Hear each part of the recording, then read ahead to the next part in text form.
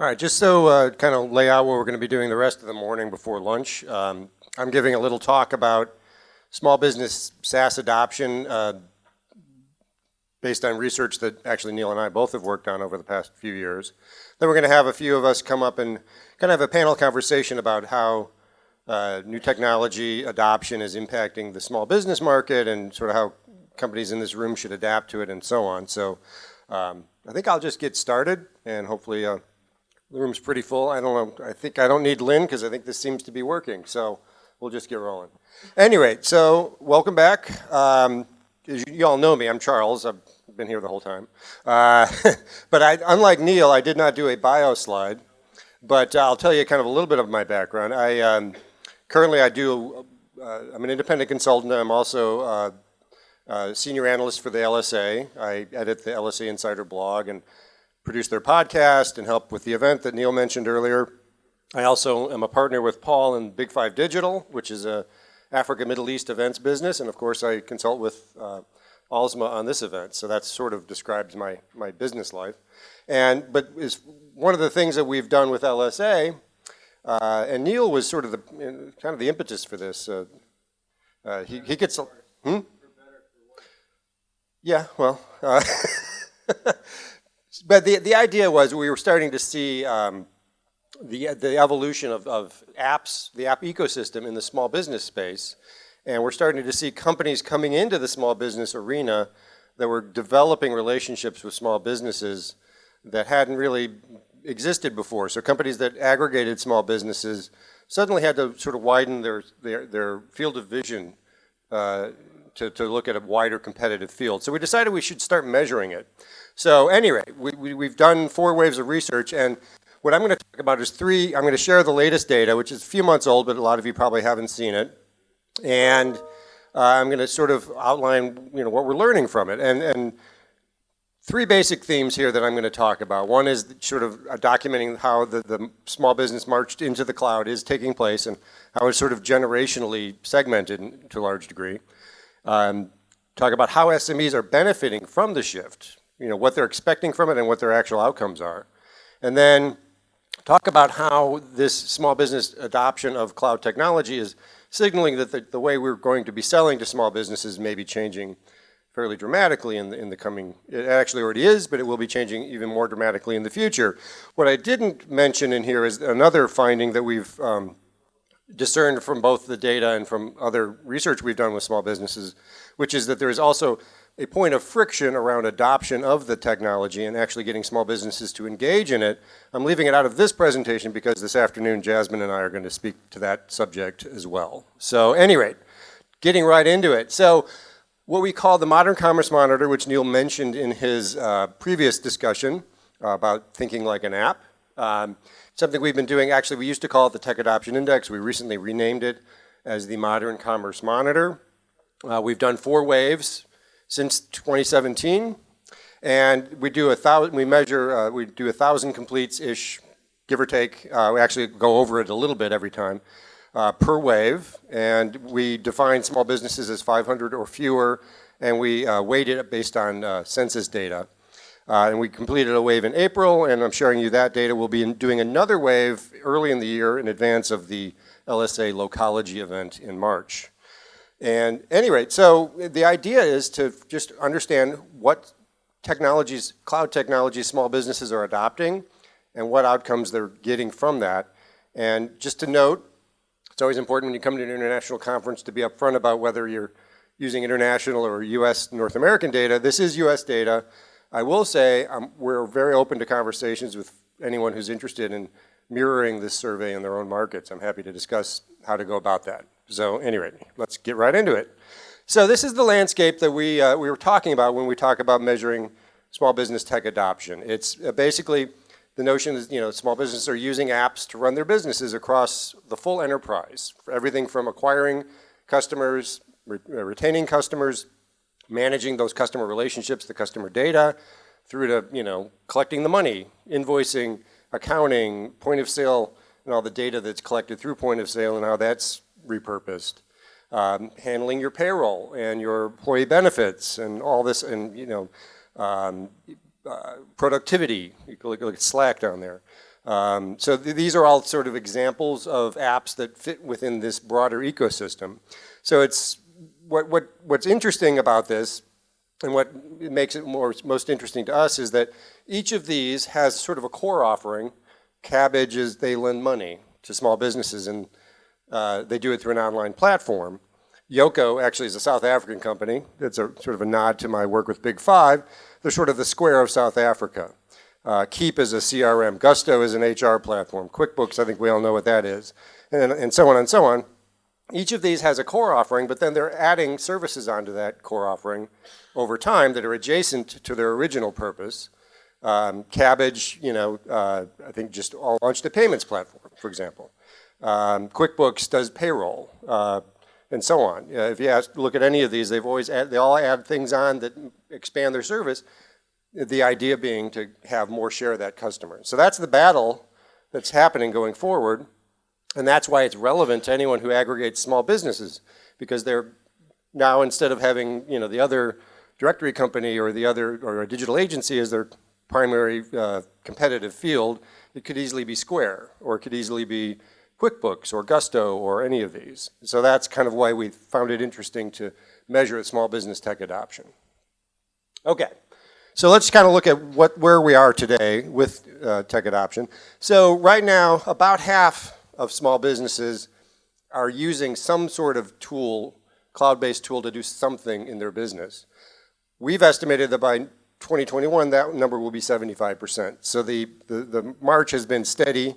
And we expect, 3/4 will have at least one thing in their business environment that they're using an app for. Maybe it's invoicing, maybe it's accounting or payments or HR, or maybe it's something more in what we call the front office, customer acquisition, marketing automation, that's a SaaS-based tool. Increasingly, where there's one, in the future there will be many. So what we've measured, again, about half of those who don't currently use anything, they're all pen and paper, or they're all desktop software, or whatever it is. 49% of non-users plan to add something in the future. So eventually they will be cloud users. Oops, there's been a lot of that today. 65% of those who do use something plan to add more services in the future. So, even the non-users will be adopting in the future, and those who do have cloud tools, Duran mentioned 4 apps within their ecosystem, maybe it'll be 5, 6, in the future, because as you use a few cloud tools, you become more and more comfortable and you add more on. There's a strong, so what we did here, this requires a little bit of explanation. We developed something out of this called the Cloud-Based Services Buyer Index, and what that basically does is we look at different segments within the survey, generational segments, business, like startup growth mode, that sort of business phase. What business phase are you in? Are you, just sort of mature, hanging on to what you have? Did you just launch the business in your, aggressive hustler growth mode? Are you just a solo shop, or do you have employees? What problems keep you up at night? When we ask companies, are the challenges that you worry about most acquiring customers, finding time to chase all the opportunities, or are you worried about sort of things like taxes, regulation, the economy, sort of things you can control versus things you can't control? What we discovered is, on the left side, these are the people who were over-indexed to adopt cloud tools. These are Gen Ys, millennials and younger. Boomers and silents are under-indexed for cloud adoption. Companies that are in startup and growth mode are using cloud tools to run their businesses. Typically a company that's a solo shop with no employees, much less likely to be using the cloud. Companies that are in a mature business phase, et cetera. So, the ones on the right, really, there's not a whole lot going on in their businesses. These are the ones that, have ambition and growth objectives and so on. And they're using the cloud to run their business. Benefiting from the shift. So I don't know what this guy's doing, but he's apparently benefiting from the shift. Any rate, so with the latest wave, the first 3 waves we said, we're measuring the adoption of the cloud, but we weren't measuring anything about what happened after they, started using cloud-based point of sale or accounting or payroll or whatever. So we asked why they were doing it, but we didn't ask what happened after they bought it. So in the latest wave, we added that to the conversation. And so we had, so what happened after? Did it meet your expectations? Are the things you expected from it happening? And we found that for the most part that they are. So 81% who, moved something from pen and paper into an app did so because they wanted to save time, add efficiency to their business. That's, Elise mentioned that in her conversation yesterday. And I think that's a common thing of anyone who spends much time talking to small businesses, hears this all the time, is that the pain point is a lack of time. Their most valuable resource is time, and their most scarce resource is time. So if you can help them win back some of that time to use it, whether it's to spend time with their kids or make more money or whatever it is, they want that time and they want you to help them get it. And they expect that from technology, and that's why they're adopting it.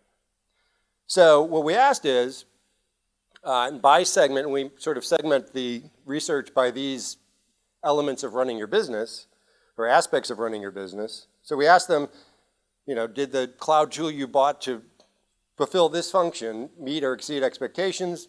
Was it about what you expected, or was it below expectations? And what we found is that for the most part, it either met or better or much better than expected. So all of them were above 50%. Point of sale was at the highest end, CRM was at the lowest end. We also asked, which sort of failed. And the highest numbers for that, which I don't share here, but I can tell you, were the last two, marketing, advertising, and CRM. So those two, still had in positive territory, but probably had the most negative ratings. But nonetheless, overall, most of them said, yeah, I got this thing to save time, make money, get more data insights, whatever reason they cited. Most of them said, yeah, it's working. And so what do you do with all this extra time or, that you have? And what we found is, it's a little complicated to explain how we collected this data, but basically 60% of the cloud SMBs, those that use tools, cloud tools, apps to run their business, some element of their business, 60% of them are spending 50 to 75% of their time on revenue-facing activities, selling or servicing customers, whereas only 24% of non-cloud users spend that much time on what we would consider revenue-generating activities. So basically, that time seems to be shifted into productive revenue-generating activities, customer-facing, et cetera. So that's a good outcome. Okay. So yeah, and so the other, so we also asked, just sort of gave them a list of things that they could cite for, benefits they've experienced from moving aspects of their business into the cloud. 45 of them said that customer satisfaction rose as a result. So that's, we consider that a pretty important outcome. It's not a majority, but that was, I think, a plurality, was one of the top two responses. And, Neil talks about customer experience and the importance of customer experience and all that. And I think the idea that apps can help deliver a better customer experience shows up a little bit in this data, I think. The fact that a fairly large number are saying it's driving an improved level of customer satisfaction. Okay, so check something. So the last thing we're going to sort of note here is there is a, we asked a lot of questions about how they buy the cloud software. They buy directly from a website, are they sold the software, et cetera. And then we also asked some questions about which entities out there are they most willing to trust in order to add tools. Say they have one app, if they're going to add, or one function, they're going to add more onto that. Who are they most likely to give that multi-app business to? In other words, trust more of their business operation to a single source. What is that single source likely to be? And then we also asked some questions about preference for, buying each function from different providers or having it all be rolled up into one single provider. So I'm going to share some of that. And it sort of points to this sort of SaaS ecosystem starting to train small businesses to self-buy a bit more than I think the conventional wisdom suggests about the small business space. So first of all, 30%, this is the plurality choice. There was other choices like using a marketplace, buying from a salesperson, buying from basically a channel partner like like an accountant, or when accountants are big channel partners for a lot of SaaS tools, and self-service. Self-service was the top function. Now, it's fair to note, a lot of SaaS is set up to be self-service, but the point is that it was the most common way to purchase this software, and I think it sort of signals that there's more of that going on out there than perhaps we realize. And the other thing we asked is how much using a freemium or a free trial matters in sort of getting comfortable with using the software. And we found that 60% use some kind of free way into the software before they actually purchased it. So either they had a freemium version and upgraded from that, or they used like a 30-day free trial, which is a very common thing. Then 60% had some form of a free try before you buy approach. So it's a pretty high number. 50% said they would not have purchased without the free trial. In other words, that's the only way they were going to do this, is to buy the software after a free trial. So it's not like, there was a certain number that said, yeah, we would have bought it anyway, but we took advantage of the free trial, why not? And half said that there's no other way they would do it. So that there's a high level of importance to just some sort of try before you buy or freemium approach. And then, I alluded to this previously, we asked, okay, let's say you bought an accounting app or point of sale or something to manage your supply chain or whatever it is, and that solution they're adding on solutions, so maybe you're going to have some adjacent service, like maybe it's accounting, maybe it's customer relationship management, maybe it's adding payroll onto something else.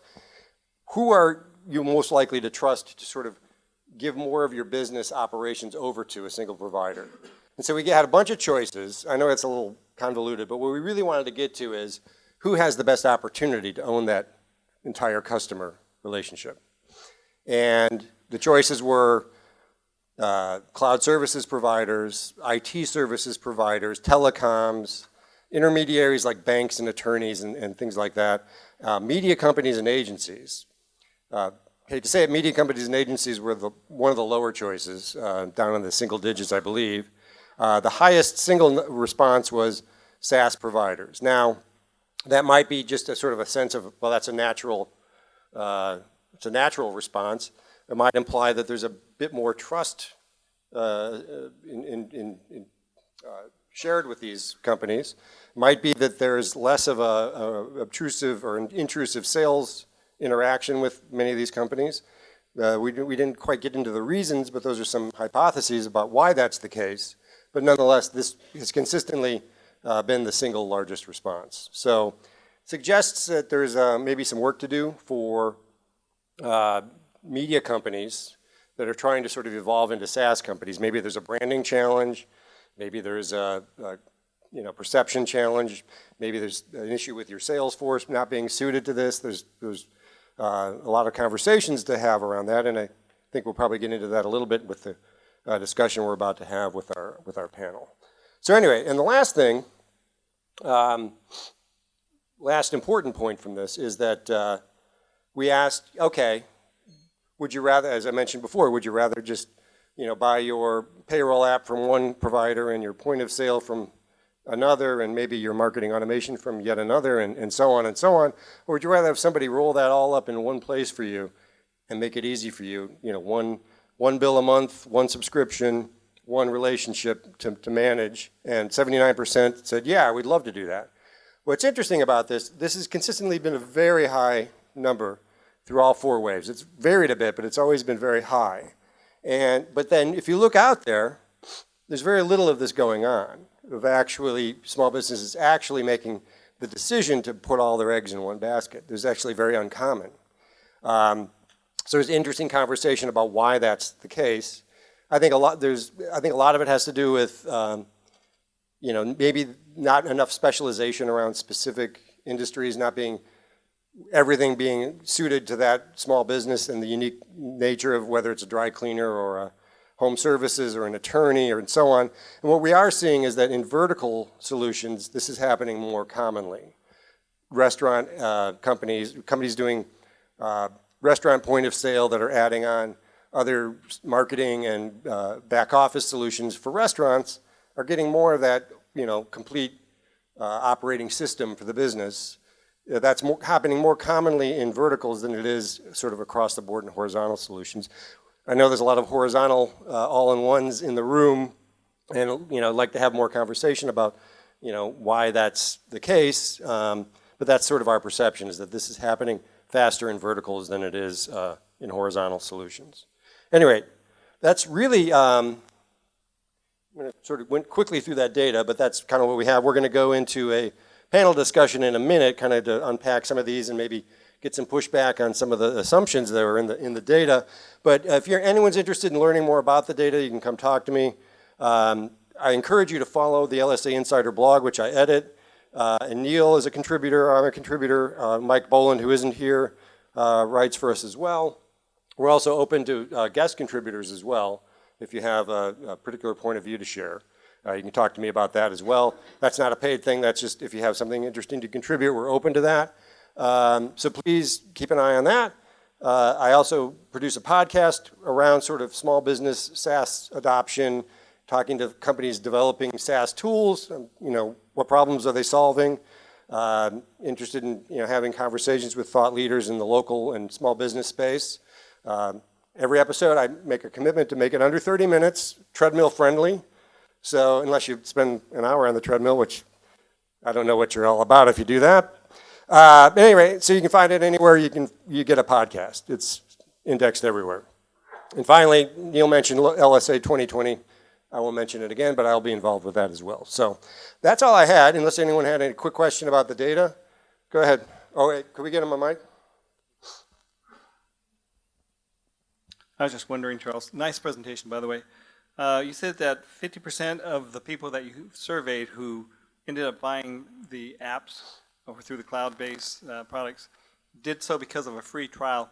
Do you also know how many people that were offered the free trial, what percentage actually ended up purchasing? In other words, if you offered it what to... was the breakage? Like if you offered it to 100 people, how many of those people free, how many of those people ended up actually purchasing it after I'm not that? sure if we asked the question in a way that gets to that. Okay. We just asked if you did purchase it, was the purchase sort of determined by the free trial? I'm sorry, keep this in front of my face. So I'm not, I have to go back and dig through. I don't think I have the answer to that, to be honest. Okay, but that's, all right. Maybe we can tweak the question for the next wave to get at that. But we really just wanted to know if the free trial was determinant in their purchase decision. Sure. I also have a second question, because you also said that the Generation Y were the ones that were actually purchasing these products. So they're more likely to. More likely to. As the business transcends from the senior and boomer generation to the children, then are you finding an adaptation at that point where people will go ahead and add now cloud-based services when in the past the business traditionally hadn't? Well, it's one of the premises of this whole survey, and the reason we think this is so interesting is just that, which is that there's an ongoing, I think we cited some data, and I think it comes originally from Pew, but I think it's based on census data, that like every day 10,000 people in the US reach retirement age. It doesn't mean they're not all small business owners, they're not all retiring, right. But it gives you an idea of the scale of that transition. And so as that transition occurs, we're expecting the growth curve to accelerate considerably, because the evidence is very clear that there's an app-first mentality in younger business decision makers. That's clear. Okay, thank you. All right.